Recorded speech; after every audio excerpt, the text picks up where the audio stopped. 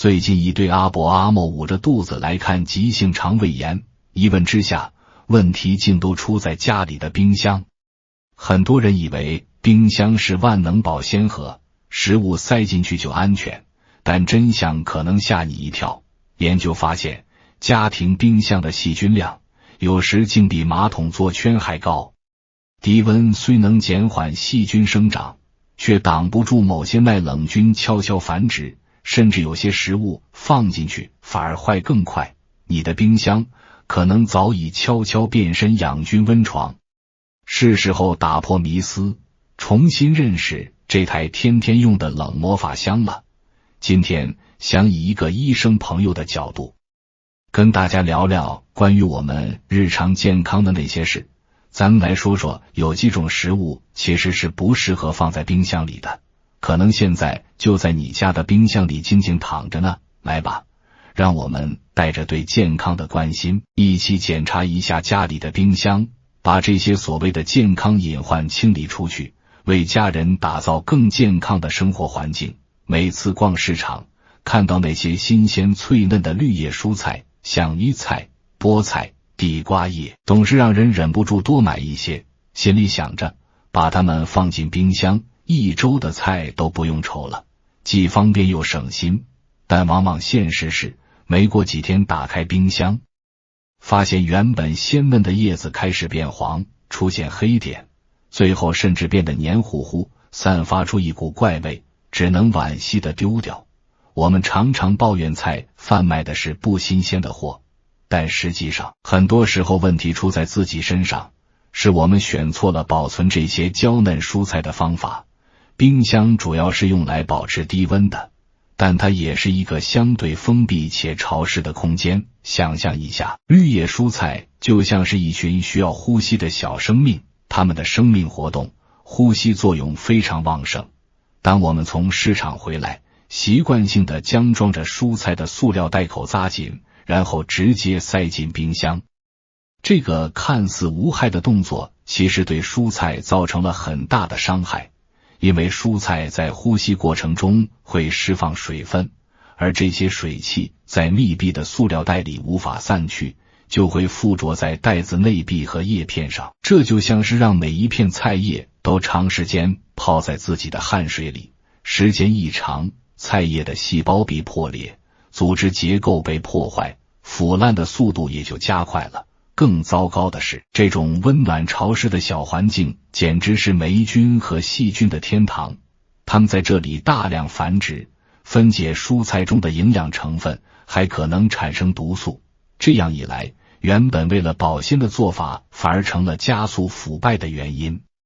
那要怎么留住蔬菜的鲜活呢？其实一点都不难，只要稍微调整一下做法就好。首先，千万别一买回来就急着洗菜，水洗会破坏蔬菜表面那层天然的保护膜，反而让它更容易烂掉。正确的做法是，拿几张厨房纸巾，轻轻包住蔬菜的根部，因为水分多半是从这里蒸发的。纸巾就像小帮手，默默吸走多余的湿气。接着，把处理好的蔬菜放进纸袋里，或者用原本的塑胶袋也行，只要在袋子上戳几个小洞，让空气能流通就好。最后，把它们直直地立在冰箱的蔬果保鲜格里。为什么要直立放？因为这样就像它们还长在田里一样，能减少碰撞和压伤，连呼吸都变慢了。这张看似普通的纸巾，其实就是蔬菜的干爽守护神，让它们享受的是清爽的低温，而不是闷在湿气里。照这样做，你会发现蔬菜不止多撑好几天，吃起来也还是脆嫩水灵，既省钱又吃得安心。有次邻居王阿姨热心地送了我一串刚从乡下亲戚家带回来的香蕉，金黄饱满，还带着淡淡的果香，一看就知道是刚熟好的好货。我当时没多想，顺手就把它挂在冰箱门内的置物架上。结果2天后想拿出来吃，一打开冰箱，整个人愣住，香蕉皮已经黑得像炭一样，剥开一看，果肉也软塌塌的，完全没了那股弹牙的口感。后来王阿姨来串门子，看到那串香蕉，忍不住笑出来。医生啊，你书读那么多，怎么反而让香蕉感冒了？王阿姨这句话听起来像是开玩笑，但其实说中了一个很关键的道理。很多我们常吃的热带水果天生就怕冷，像香蕉、芒果、凤梨、木瓜，这些都是在阳光充足、气候温暖的地方长大的，身体里根本没有对抗低温的机制，一旦突然被丢进冰箱，通常只有摄氏4度左右，就会出现所谓的冷害。低温会冻伤水果的细胞，破坏细胞膜，让内部的酵素和外来物质乱七八糟的反应，果皮变黑，就是细胞受损后里头的多酚类物质被氧化的结果。果肉变软烂，则是因为细胞结构垮了，支撑力没了。这种冷害不只是让水果看起来难看，吃起来没味道，更会加速腐败，连原本的维生素和香气都一并流失，实在可惜。那这些热带来的蕉壳到底该怎么安放才对呢？其实只要记住一句话：常温催熟，熟了再冰。如果买回来的水果还不太熟，像是芒果还带点青，香蕉尾端还泛绿，那就别急着塞进冰箱，把它们放在室内通风又阴凉的地方就好，让它们在自然环境里慢慢熟成。这段时间，水果里的淀粉会一点一点转化成糖，吃起来才会又香又甜。等到它们散发出浓郁果香，摸起来也软硬适中了。如果1-2天内吃不完，这时候再放进冰箱冷藏，短暂保个鲜是可以的。但要记得，冰的时间不能太久，最好2天内就吃完。下次别再出于好意，却让这些热带水果在冰箱里冷到发抖了。说到冰箱对某些食材不友善，那厨房里有3样调味要角：番茄、大蒜和洋葱，简直是被冰箱伤得最深。它们几乎天天出现在我们的料理里，但偏偏最不适合住进冰箱。先说番茄，一颗理想的番茄应该是饱满多汁，口感爽脆，咬下去带着那股熟悉的酸甜香气。可只要一进冰箱，这些美好马上就变掉了。低温会让番茄的细胞结构整个垮掉，原本水嫩的果肉变得软烂无力，像泄了气的皮球。更可惜的是它的风味，番茄那种独特的香气来自于好几种挥发性物质的微妙平衡，而这些物质对温度特别敏感，冰箱的冷气一吹，不止让这些香气出不来，甚至还会让它们分解掉。所以从冰箱拿出来的番茄吃起来常常像没加调味的白开水，平淡的让人提不起劲。正确的做法是把还没完全熟透的番茄放在室温下，地头朝下摆，这样能减少水分从地头的伤口蒸发，也避免阳光直射，让它在自然的空气里慢慢酝酿出最真实、最动人的味道。大蒜和洋葱这对兄弟对环境的要求几乎一模一样，它们最需要的是干爽、通风的地方。它们都属于鳞茎类植物，外层内层浅浅的皮其实是天然的盔甲，帮忙锁住里头的水分和养分。可冰箱偏偏湿气重，这层盔甲一碰到潮气就容易失手，大蒜会开始冒芽、变软，甚至长出霉点。洋葱则会吸水变烂，切开一看，里头像烂泥一样，还更容易发霉。正确的保存方式是让它们能自由呼吸，可以装进网袋或放在有孔的篮子里，挂在厨房阴凉通风的角落就好。不过有个小例外，一旦洋葱被切开或大蒜剥了皮，那层天然保护就没了，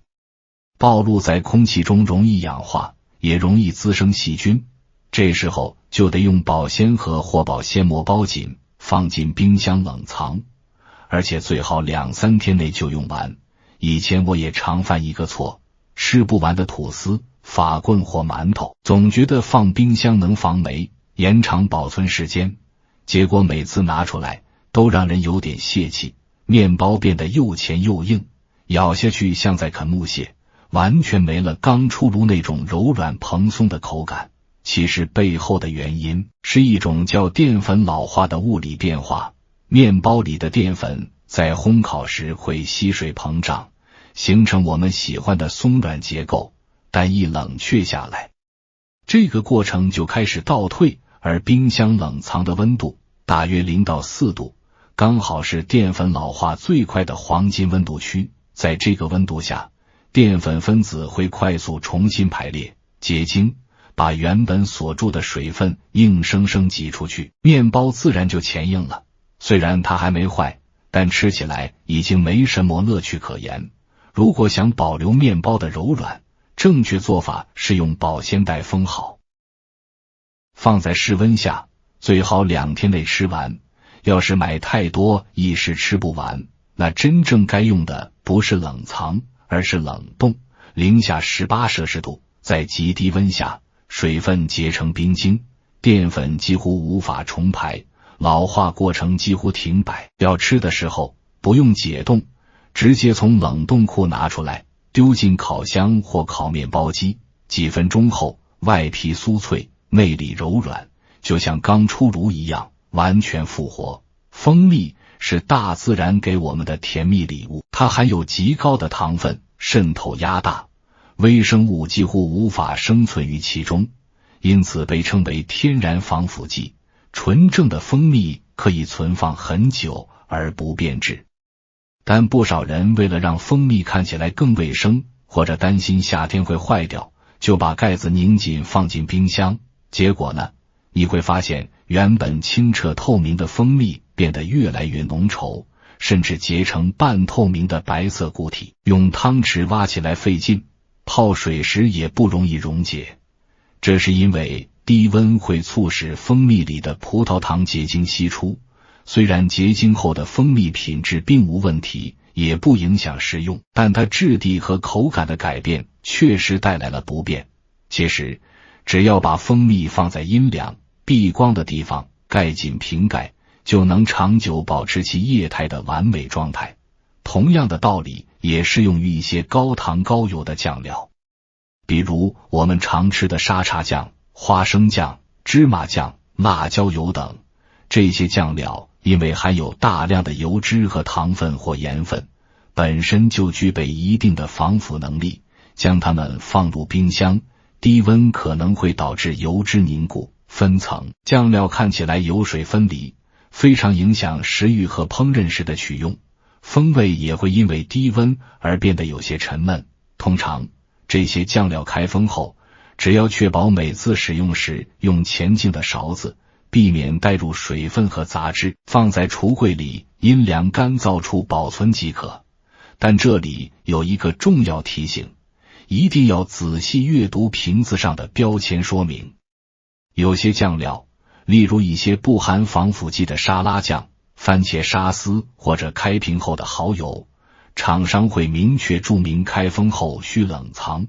对于这类产品，就一定要遵照指示，否则很容易变质。很多重视养生的朋友，家里都会备些中药材，像补气的人参、黄芪、滋阴的枸杞、当归等等，用来煲汤、泡水、调理身体。这些药材往往价格不菲，是大家用来守护健康的珍贵之物，但很多人却误用了保存方法，以为像保存食物一样，把它们放进冰箱就是最保险的。这其实是一个很大的误解，冰箱内湿度较高，对于需要保持干燥的药材来说，反而可能造成发霉或受潮，影响药效。正确的做法应该是把药材放在密封容器中，存放在阴凉、通风良好的地方，这样才能确保其长期保存且不失效果。如果药材已经磨粉，更要注意防潮，最好能放在有干燥机的小罐子里，防止吸湿结块。中药材，不管是植物的根茎、花叶还是果实，都有一个共同的天敌：湿气和虫蛀。冰箱的工作原理是透过制冷来保持低温，但冰箱门频繁开关会造成内外温差大，容易在冰箱内部产生凝结水汽。如果我们把中药材直接用塑料袋或普通纸盒放进去，这些看不见的湿气就会悄悄渗入，让药材受潮、发霉甚至变质。一旦药材发霉，就会产生黄曲毒素等有害物质，不仅失去药效，还可能对身体造成伤害，那可真是得不偿失。正确的保存方法是要为这些珍贵的药材创造一个干燥、密封且避光的小环境。首先，将药材放入前进可以完全密封的玻璃罐或陶瓷罐里，如果药材量比较多或者需要长期保存，可以在罐子里放一小包食品级的干燥剂，或是采用一些传统而有效的方法，比如放一小包用纱布包好的炒过的糯米或钱豆，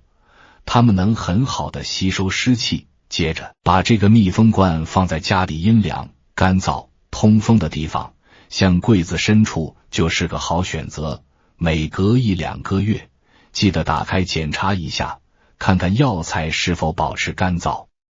有没有任何异常的味道。这样用心的照顾，才能确保这些药材在需要的时候发挥出最好的效果。这最后一段可能是最多人关心也最容易引起争议的话题，隔夜菜。我们这一代，或者说我们的父辈，都习惯了节俭，吃不完的饭菜总觉得倒掉可惜，于是统统扫进冰箱，第二天再热一热继续吃，有时候甚至第3天还在吃。这种勤俭持家的精神固然值得肯定，但我们必须知道，隔夜菜，特别是某些种类的隔夜菜，确实存在不小的健康风险。先来说说蔬菜吧。蔬菜在种植过程中会从土壤中吸收氮肥，转化为硝酸盐，这是正常的现象。但是当蔬菜煮熟后，如果放置时间过长，尤其是在室温下放太久才放进冰箱，又或者储存方式不当，细菌就会大量繁殖。其中有些坏家伙，像是硝酸盐还原菌，会把蔬菜中的无毒硝酸盐转化为有毒的亚硝酸盐。亚硝酸盐本身并不会直接致癌，但进入人体后，在胃酸的作用下，可能会与蛋白质分解产物反应，形成具有潜在致癌风险的亚硝胺。虽然偶尔吃一次隔夜青菜，里面的亚硝酸盐含量通常不会达到急性中毒的程度，但长期大量摄入，绝对是在为健康埋下隐患。鱼、虾、蟹这些海鲜问题更直接，它们蛋白质含量高，本来就特别容易坏，简直是细菌最爱的温床。就算放进冰箱冷藏，低温也只能让细菌繁殖慢一点，没办法把唾沫杀光。当细菌开始分解海鲜里的蛋白质，就会产生各种胺类物质和毒素，不但让海鲜冒出一股怪味，吃下去还很容易拉肚子、恶心，严重一点甚至会食物中毒。那是不是隔夜菜就完全不能吃？倒也不是，关键在于怎么聪明的保存。首先，也是最重要的一点，菜一出锅就要尽快放进冰箱，最好在1到2小时内搞定，别让它在室温下晾太久。很多人总等菜完全凉了才收，其实现在冰箱的制冷能力很强，温热的食物放进去不会伤冰箱，反而能更快穿过细菌最活跃的危险温度带。第二，要用前净、密封性好的保鲜盒分装，一大碗剩菜堆在一起，不仅降温慢，还容易互相污染。分装成小份，每次吃一份，既方便又安心。第三，冷藏的隔夜菜最好24小时内吃完，绝对不要拖过2天。第四，吃之前一定要彻底加热，不是热到温温的就好，而是要煮滚，再持续3到5分钟，这样才能杀掉大部分可能滋生的细菌。我自己是这样建议的。绿叶蔬菜和海鲜尽量当餐吃完，能不隔夜就不隔夜。如果是肉类、根茎类蔬菜这些比较稳定的食材吃不完的话，就照上面的方法好好处理。更好的做法是，煮的时候就多做一点肉类料理，直接分装成小份，放进冷冻库。要吃的时候拿一份出来彻底加热，比冷藏保存更安全，也更省事。聊了这么多不能放冰箱的食物，其实冰箱管理的重点早就不是单单记住哪7样东西不能放，而是学会怎么放、怎么用的智慧。这背后是一种对健康生活的用心。除了前面提到的这些食材，我们也该养成定期清理冰箱的习惯。冰箱不是杂物仓库，而是一个需要照料的动态保鲜站。